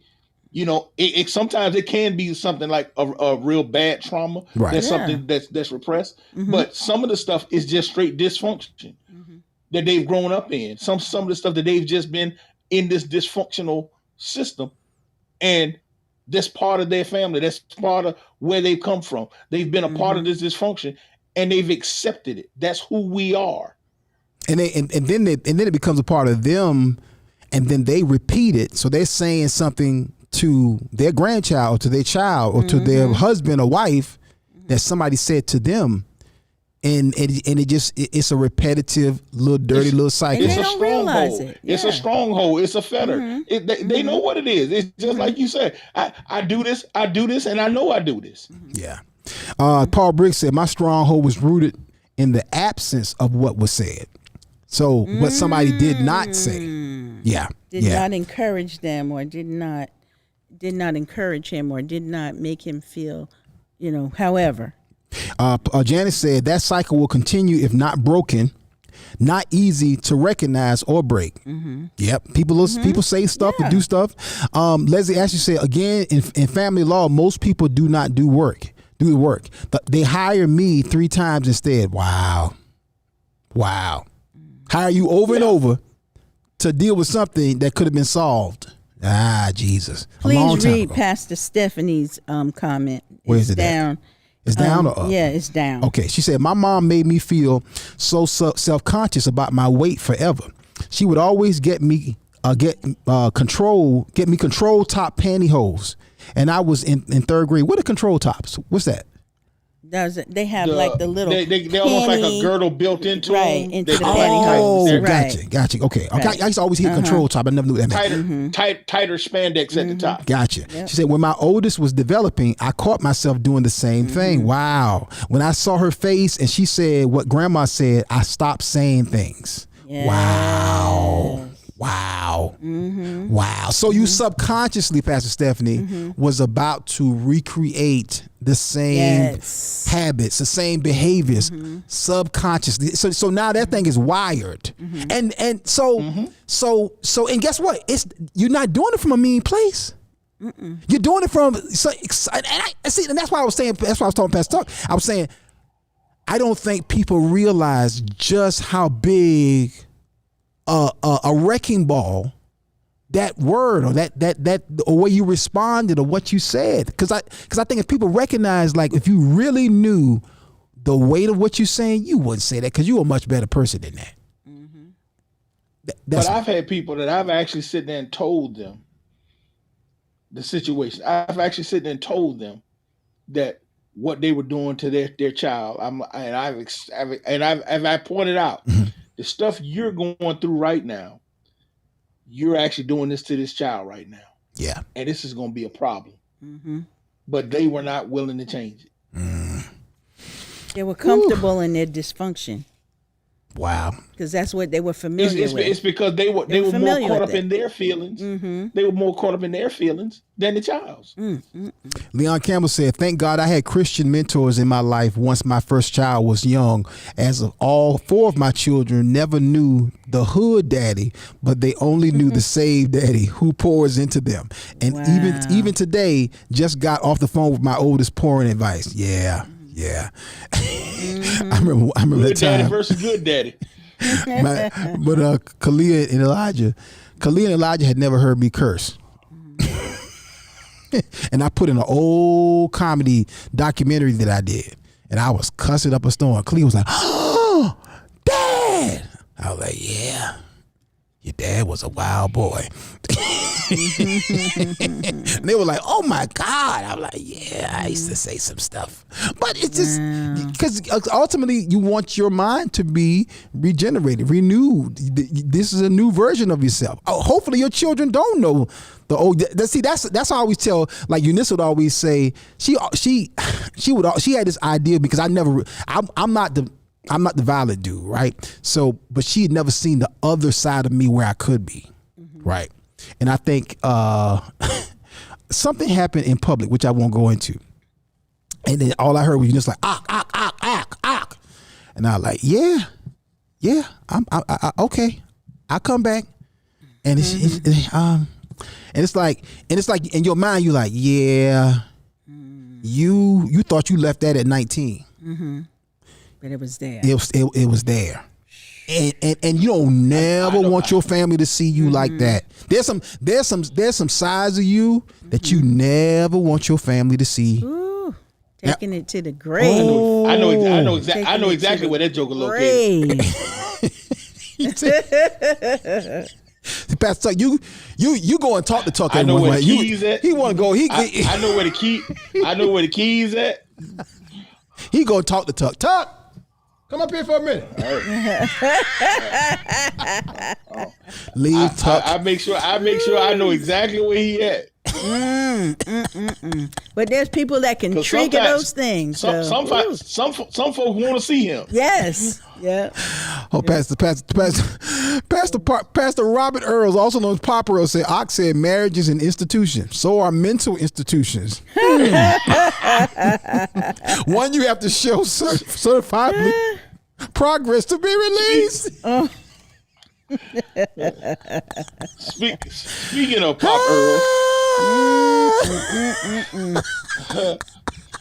today, Pop and Mom Earls have been married for 50 years. 50 years. 50. I'm gonna give some. We gotta play some music for that right there. Yes. Yeah. 50 years today. 50 years. Wow. 50 years. June the 15th, 1973. Woo. Wow. Robert and Karen Earls. Wow. Did the doggone thing. Come on, y'all. And they still doing it. Man, if And walls matter of could fact, talk. tonight at 7:30 Yep. on the My Church channel, Yep. y'all can see Pastor Stephanie and myself talk to Robert and Karen Earls on My Church Marriage Seer Training. Yes. And you talk about 50 Wow. years of marriage. Wow. Making it last forever. 50. Wow. Make sure y'all check that out. That's gonna be a blessing to your life. 50 years. 50 years. I thought maybe I should give them a 50-year freestyle. What do y'all what y'all think? No, don't do that. Don't think do so? that. Don't do that. You don't think so? Don't think do so? that. Don't do that. You don't think so, Don? Don't do that. Don't do that. Christian is giving me the cut sign. No 50 years? No? Yeah. You sure? I got this. Listen sure? to the producer. He's Listen to the going. producer. Listen to the producer. He's going Jaleel said anyway. yeah. Jaleel said He, yeah. he gave him the cut sign. No, Lord. Tristan. Jaleel said yeah. I would defer He's to Tristan. going. I would defer He's to Tristan. going. All right, I see him. I ain't gonna do it. I ain't gonna do it. Okay. I ain't gonna do it. I ain't gonna I do would it. say he's going. I won't do it. 50 years though. 50 years. 50 years. Hallelujah. 50 years. 50 years. Y'all almost halfway there, or you're a little bit over halfway there. 27. Yeah. 27, Yeah. almost 28. Pastor Tuck is 25. Yep, Yes, Tuck, I'll be halfway 20, I'll there. be 26 in September. Yep. Yep. Woo, woo, woo. But 50 years, that's when your marriage got an AARP card. Like for like the Yes, full the full like your marriage. Like Pop Earls and Mom Earls have been married like since when they got married I was 1 year old. I was in high That's a school. I was long in high time to school. be married. Yes. I was 2 years old when they got married. Wow. That is crazy. But I'm gonna tell you the most blessed thing about this interview. It's like talking to them was like talking to me and Pastor Stephanie. Oh wow. Listening to the things that their answers were like everything that me and Pastor Stephanie experienced. They experienced, and so it was so encouraging for us to see we got 25 more years coming. Come on now. At least. Amen. Come on. Because we have the same outlooks, the same relationship. It's like it was amazing to me. I was just so tickled, man, hearing it. It's like, dude, this is wide open. Wow. But yeah, I'm telling you, it's gonna bless y'all life. Y'all make sure y'all check that out tonight at 7:30 on the My Church channel. 7:30 tonight on the My Church channel. The conversation is going down. Pop Earl said, I'm listening to the Ock show on my anniversary. She said, just tell jokes and pray for us, Ock. Don't freestyle. Okay, I won't freestyle, Pop Earl. I won't freestyle. That's his gift to you, Pop I won't Earl. freestyle. That's his gift to you and Mama Earl. But I will sing. I will sing a little bit of. Do you know what today is? It's our anniversary. Anniversary. Do you know what today is? All right, we should have stopped at the chorus. Today is a special day, not just any day, when you can have everything you want your way. And tell your supervisor we're leaving early today, and I will remember for the rest of your day. Oh, I'm sorry. I'm sorry. I lost it. See, I knew he was going to Y'all go know what? somewhere. I lost it. Ak wanted to be a singer, but comedy was in it. Comedy was in it. Let me tell you was something. definitely in the cards. Wait, Y'all, Pop Earl said y'all you better be glad I always can't won. sing. He said you always one disobedient child. Yes, Pop Earl. Yes. Yes, that's your son that need a whooping right there. That's it. Leslie Ashley said, should have let him freestyle. See? Oh, Leon Campbell put the puke emoji up. Yes, he did. Listen, y'all. When we come back, we're going to continue on. We got 2 more points. We got 2 more points. All right. We're Listen, gonna get before to we them. go though, want a better way to make your money grow that's potentially better than a 401k or CD? Consider the Gold Standard Group. Banking on the blockchain. Learn more about blockchain banking by reaching out to Legacy Wealth Builder and asset acquisition specialist, billionaire Keisha Walker. With so many banks failing and changes in the marketplace, now is the time to get more information. Text control to 803-312-2873. That's 803-312-2873. Text control. Keisha Walker and the Gold Standard Group, one of our awesome sponsors right here on the Akintunde Show. We'll be right back, family. We're going to get the rest of this listen. We're going to try. Do you know what today is? Go ahead, go to break. Put me out. Go ahead. Go to break, Jaleel.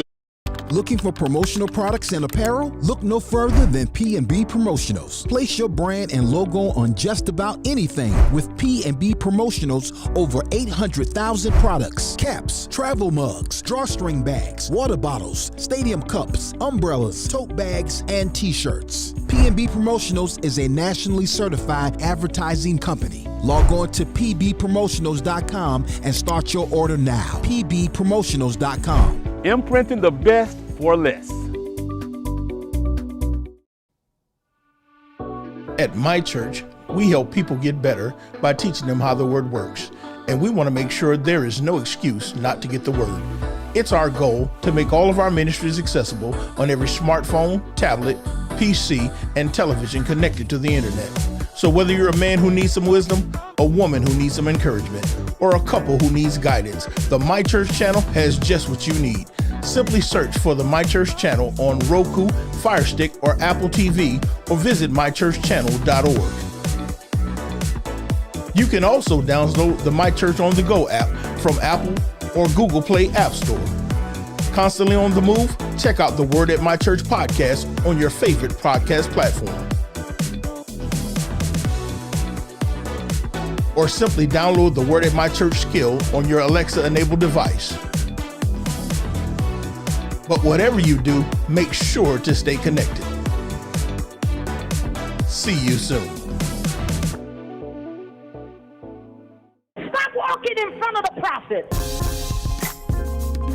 Oh, yeah.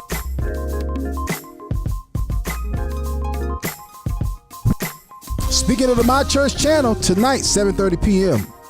Tune in and get this amazing interview. I can't wait to see it tonight, 7:30 p.m. The word premiere. Pastor Lewis and Stephanie Tucker and Mom and Pop Earls, Pastor Robert Earls, and First Lady Mother Karen Earls will be on the My Church channel coming up tonight, 7:30 p.m. So y'all make sure y'all in the house. That's gonna be some good conversation right there. That's gonna be good. And real talk. And I see a lot of congrats in the comments. Praise God for that. My mother-in-law is in the building. Mother E. I can't tell you the rest of her name. Mother E is in the house. Mother E. Mother E is in the house. Hello, Mother E. She said, "Blessed 50th anniversary." Paul Briggs said, "Paging Jason Earls." Paging Jason Earls. Jason probably in a counseling session right now. Katrina Dave, what's up, Katrina? Jason might be on a plane. Oh yeah. Heading to Virginia. Happy 50th anniversary, Katrina. She said. A lot of comments. Leon talking about daily I share. Let me put one in there for you. Yeah, y'all, we celebrating 50 years of marriage today, and Mom and Pop Earls, and that's awesome. That's awesome. Come on 50 now. Years. 50 years. Y'all, if you're just tuning in today, we're talking about 7 big differences between men and women. We're on number 4 or 5. We're on number 6. Did we? We're on number 6? Yep, we're on number 6. Wait a minute, we made it to number 6? Or we did. Wow. We're coming to number 6 right now, talking about what men and women need different things from their relationship. Yeah, this is good. Okay, I feel good that we're going to finish the list today. Yep. Go ahead. And a very common mistake both men and women make is that in giving their partner, they want to give their partner the things that they want in the relationship, not what the partner wants in the relationship. Right. So in order to feel loved, women need to feel cared for, understood, respected, and validated. Okay.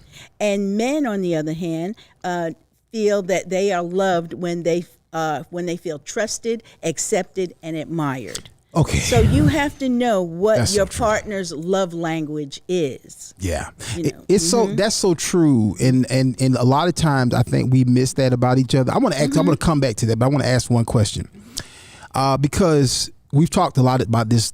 Not so much today. We hit it a little bit, but we talked about it a lot on Tuesday about the fact that men are more logical. And that's just our nature, even when you in communication and arguing. So that brother is processing something through the lens of reality, when his wife may be processing something through the lens of how I feel about it.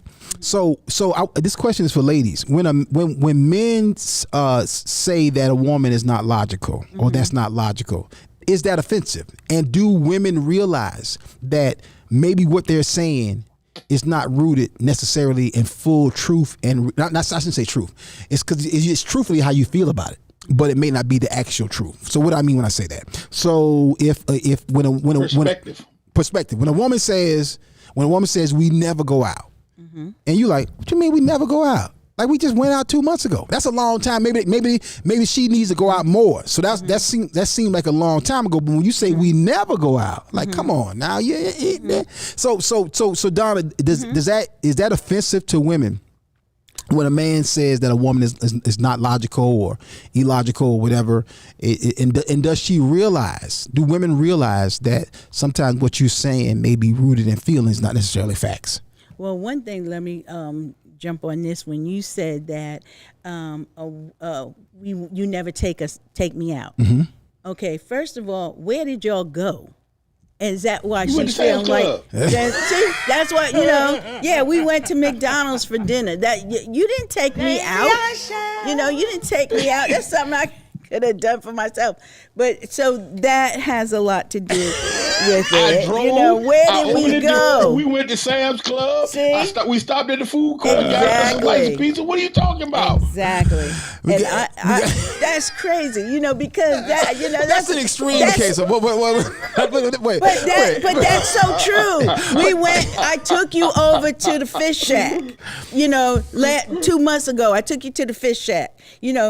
And she's thinking that I'll let you supersize it, Don. What are you talking about? I'm like, wait a minute. Okay. Now I wanted to go. That's the different things. Like they were talking about your partner's love language and whatnot. But that's not seeing eye to eye on those things, because her idea of going out might be going to a club or going to, and dancing and having a romantic dinner. But you took it to the clothes wash at the laundromat, or something. I don't know. That's I'm extreme. just saying.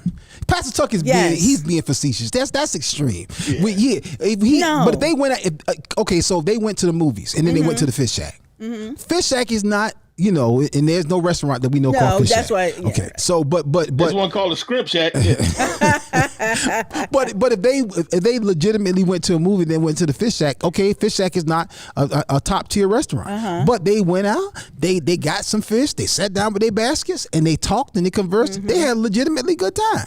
That's what he thinks, but she may not feel that way. She wants to get gussied up, prettied up, and take me out, show me off somewhere. Let me have my time. Give me something. You can wear whatever you whatever you want to the Fish Shack. See you at the picnic table at the Fish Shack. Right. Did you see the people in the parking lot looking at you? That's why you gonna get the sharp tongue. That is why you gonna get the sharp tongue, for just that reason. But she said, but okay. So is it so? Okay, so but it's not factual to say that Rufus did take her out. He did take her out. He just didn't take her someplace that was on the level of where she wanted to go. Then in her mind, you didn't take me out. And see, Donna, when he took you to the movies, he got you the large popcorn. That's right. On it. What you talking about? Before he took you to the Fish Shack, and you talking about he ain't take you nowhere. What are you talking about, Donna? But I would consider the movie, not the Fish Shack, but I would consider the movie that we went out, we had a good time, whatever. That was a 16 box of doggone popcorn. That bucket of popcorn cost me $16. Yep. Mm-hmm. 16. Exactly. Yep. It costs more than the movie. That's right. That's right. And when we go again, you're gonna pay another $16. So, but you probably make her take the bucket home and get the refill when you come back, right? So you don't have to pay nothing. Of course, we're gonna get you a refill when you leave, so you got some more for the road. I tell you all hilarious. These comments. Papa Earl said he didn't take you out, but he got you a takeout. That's it. Hey, look. Hey, Tristan, like, hey, it is. Well, hey, it is. See, but see, that's the thing. That's what gets y'all in trouble. You say tomato. I say tomato. I say tomato. That's what gets y'all in trouble, because that's not her love language. That she wants to go out. She wants to get, like I said, she may want to, and then some women, they like sport things. They might want to go for a hike. We going out. We're going to go for a hike, or we're going to walk up the Stone Mountain and sit out there with a picnic little basket and a blanket and whatnot and look at the stars or whatever. So you just have to know where what she feels is taking out. But you what also, is her definition of going out if you're trying to take her out? But you also have to know the capacity of your man. So if you listen to somebody else, right? Mm-hmm. So you listen to Pastor Tuck talking about something he did for Pastor Stephanie. So he did this. He had a romantic this, and then they went for a full meal, and then he had flowers that were delivered at the very point. See, look but at when that. the cake came, and then they came and they sung a song that was pre-selected, and then he actually hired a singer to come in and sing a song, and it was harmonically in tune. It was a song that they danced to on their wedding, and then you are listening to that as a woman, and you saying, how come Rufus don't never do nothing for me like that? That's and right. It's like Rufus don't have that capacity. That's not who he is. You can't compare it to Pastor Tuck. You're gonna lose every time. There's only one Pastor Tuck. There's only one Pastor Tuck. You can't do that. You can't do that. That's not fair. That's not fair to you men. Yes. And guess what? And Ladies, Rufus, you can't do that. It's not fair. And Rufus is sitting at the table, ticked off. Hey, I tell you what, goddamn, then go let Pastor Tuck. You call Pastor Tuck then. And I will call Pastor Tuck. All right, You know and I what? will That's call what I'm talking about. You know what? That's right. I will call her because you don't know how to do nothing right in no way. See, you can't do that for nobody. I took you to the movies. I got you the big old box of popcorn. I got you a soda. We didn't share the soda. You had your own doggone soda. You know I'm what? supposed to have my own soda. What you think I want? I don't know where your lips been. You ain't here all the time. I don't know where your lips been. Well, I'm supposed to have my own soda. You can't even buy me. Well, I birthed 10 of your babies, and you can't even buy me a soda? See, I tell you what I'm gonna do. Sally Green downtown. She ain't had no problem with that soda. Well, go on down there, says Sally Green. Go on down there if you want to. Go on down there. She gonna send your tie behind right on back. Because you don't know how to treat women. That'll be like, that's all right. I'll fix you some Go grits on when you down get there. home. You better stay on down there with her. You better stay down there with her. You come back in here, I got something for you. On the stove. I got a pot of grits on the stove when you get to Pastor Tuck. I'm gonna ask you, Pastor Tuck, where is what you call your little friend there? I need a friend. You know that little friend It got like six bullets in it. Tell him come pick you up right now. Tell him come pick you up right now. I'm pack your stuff, put you outside. I'm gonna give me my purse. I'm out of here. Let me go on down to Carol. You won't believe what this Negro did. Carol. I don't like Carol in my business. She talk too goddamn much. Carol, listen what he did. Keep on confused. I can't stand him. I don't even know why I married him. I can't stand him. Well, go stay with Carol then. Go stay with Carol. I will. Out of here.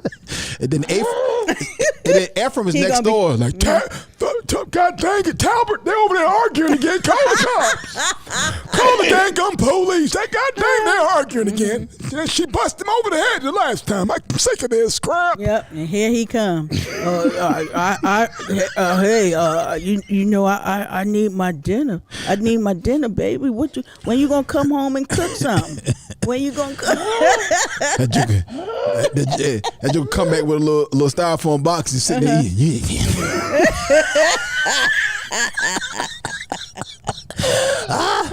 And guess what? All of that whole argument came from a misunderstanding. Mm-hmm. It all because they didn't know each other. Because they didn't understand the love languages. Right. They didn't communicate. Right. He didn't realize that him taking her out for to the fish shack, into the movies was inadequate in her mind. Right. That's why you got to make sure that when you do something for someone, that is something that they actually would appreciate, and not something that you want to do or that's good for you. What is important to them? Exactly. That's good right there. Don't waste your efforts and time. Yes. And so that leads us to number 7. Woohoo, we got here. Men desire to give, women to receive. Donna don't like that one. Donna don't like that one. It said when men don't often realize how important little gestures of love are for women and mistakenly assume that a major gesture of love is going to replace that. I agree with that one. But this one. So Donna, do you agree with? Do you think that's inaccurate? I feel like a lot of time it's the small things that you do every day. It's the small things that make you feel loved and appreciated. If you buy me but it depends on what the gift is. But for me, it's the small things. Like if you bought flowers, once a month or something, you bought flowers, or we went out to some place that I want to go to, and and we did things, things that I want to give. I just took you to the movies and bought you the popcorn. See that's and you your just said thing. that wasn't enough. That's not enough. Okay, but then he buys you a flat screen TV, big flat screen TV, so that you can watch your movies and y'all can both sit there and eat popcorn and watch it. So that that's a big gesture. Well, watch this right here. To be loving. But watch this right here, Donna. What she might say. You brought that flat screen for you. For you to watch the sports because the football season get ready to come on. God, I can't win for Here we go. You bought that for you. I can't even get in here and watch my movies. I just got to put a $1,200 flat screen on the credit card. I brought the dang on flat screen for her. She ain't satisfied with that right there. You bought it for you, but you made it look like you bought it for me. I had this friend who boasted to me, I bought my wife a car. I bought my wife a car for her graduation. And next thing I know, I was like, ask her, oh, he bought you a car. The car was nice. I was like, he bought you that car? Girl, she said, girl, I got to make the payments. Oh. So come on. Oh. Come on. You didn't buy that car for her. You presented her with something, and then now she got to make the payment. She said, I got to make the payments. No. We need y'all need to send your men to Pastor Tucker Papa Earl School of Husbandry.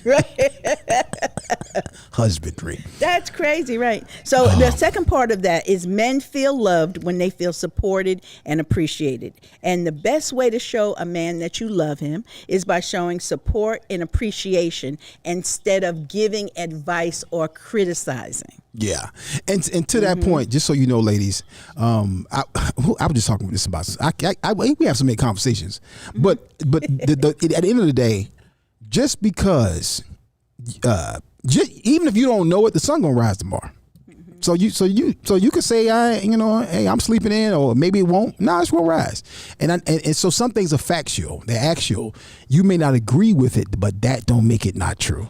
So just recognize that, because I see a lot of conversations on social. Like I mentioned this the other day, but there's two things that really bother me, because a lot of men today saying all these women wanted your money, they want you to pay all the bills. We do. Yeah, they do. They do, and it's okay for them to want you to do that. Now, it's depend on what your family construct is, what your financial system is in your house. But they're not. That woman is not being a gold digger because she wants a man to provide, right, or carry his weight, right. Even if he's not paying all the bills, okay. And then, ladies, that just because that brother need honor and respect, that doesn't mean that man is a toxic male. Because that's this whole thing. You know what I'm saying? I gotta watch how I say what I'm saying. I gotta approach him just right. Yeah, you do.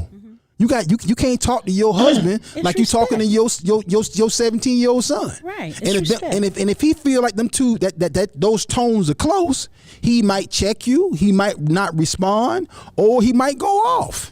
That doesn't necessarily mean he's right for going off, but if you know that when you say stuff to him like that bothers him, you got to say, you can't just say that's how I talk to people. That's how I am. He got to understand. No, and that can have you by yourself. That can have you by yourself. Yeah. True. Oh, and that's both sides of it. On both sides. And like I tell people are not often honest about the truth about life. People don't say, you know what? Again, you ask your uncle, man, how come you and auntie still together? Very rarely. He'll talk about a whole bunch of stuff. He'll very say, you know what, man? You know what? If I'm really being honest, nephew, I don't know how to talk to people. I don't. He ain't gonna say that. I don't. He ain't gonna say that. Some men, you get to a certain point, you get. Sometimes what it takes, Donna, is it takes for a man or a woman. It take distance. It takes for you to get enough distance away from it, where you either willing to be honest, or you have really gone through your self-awareness. You really become more self-aware of yourself. And you say, yeah, I got a problem with responding to people. I got a problem with trying to control things. I got a problem with saying stuff with the wrong spirit. I got a nasty attitude that I need to deal with. I got some hurt that was unresolved. And because of that puts me in a position where I'm not able to sustain a long-term relationship. Wow. Most people not aware of that. No. And if they are, they oftentimes ain't going to admit it. It's easy to say because people don't know how to be faithful, or because women don't understand how to deal with a good man like me. No, you're a good man on some level, but you kind of hard on some other level. I'm gonna say, but you nasty You on others. nasty. You pay the bills, but you a nasty joker. 11:58. We almost we up out of time. Go ahead. Final thoughts, y'all. Final I'll thoughts. say this. Out of all the things they say that men need and all this kind of things, I think the one thing that most people don't realize, the most important thing on all of these lists is peace.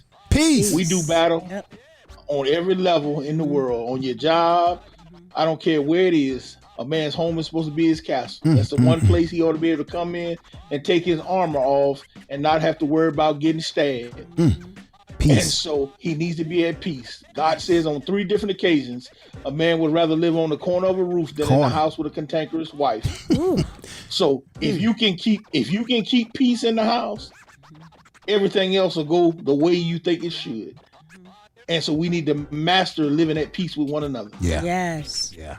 Okay, for me, love, honor, and respect each other, men or women.